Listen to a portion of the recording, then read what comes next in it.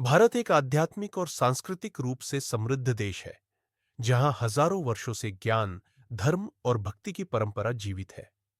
भारतीय ग्रंथ और संत न केवल भारत की आत्मा है, बल्कि वे पूरी मानवता के लिए मार्गदर्शन का स्रोत भी है। प्राचीन ग्रंथों की भूमिका। भारत के प्राचीन ग्रंथ जैसे वेद, उपनिषद, रामायण, महाभारत और गीता न केवल धार्मिक ग्रंथ है, बल्कि जीवन जीने की कला सिखाने वाले मार्गदर्शक है। वेदों को अपौरुषेय यानी ईश्वर प्रदत्त माना गया है, जिनमें ज्ञान, विज्ञान, संगीत और चिकित्सा तक का उल्लेख है। भगवद गीता महाभारत का एक भाग है, जिसे भगवान श्री कृष्ण ने अर्जुन को धर्म, कर्म और आत्मज्ञान का पाठ पढ़ाने के लिए कहा था। संतों की शिक्षाएं।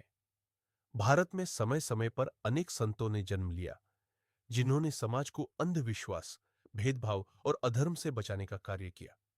संत कबीर ने जातिवाद के विरोध में आवाज उठाई और राम रहीम एक हैं जैसी बातें कहकर हिंदू मुस्लिम एकता पर जोर दिया।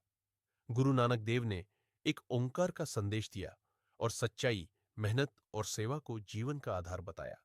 संत तुकाराम, मीराबाई, रैदास और ज्ञानेश्वर जैसे संतों ने भक्ति को सरल भाषा में जन जन तक पहुंचाया। इनकी सामूहिक धरोहर। इन ग्रंथों और संतों की शिक्षाएं आज भी उतनी ही प्रासंगिक है।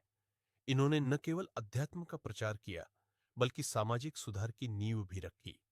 उन्होंने यह बताया कि भगवान की प्राप्ति केवल पूजा या कर्मकांड से नहीं, बल्कि सच्चे मन, सेवा और प्रेम से होती है। निष्कर्ष। भारत के ग्रंथ और संत हमारी सांस्कृतिक विरासत के स्तंभ है। वे हमें जीवन के हर पहलू में मार्गदर्शन प्रदान करते हैं, चाहे वह धर्म हो, नीति हो या मानवता। इनका अध्ययन और अनुसरण हमें न केवल एक अच्छा इंसान बनाता है, बल्कि आत्मिक उन्नति का मार्ग भी खोलता है।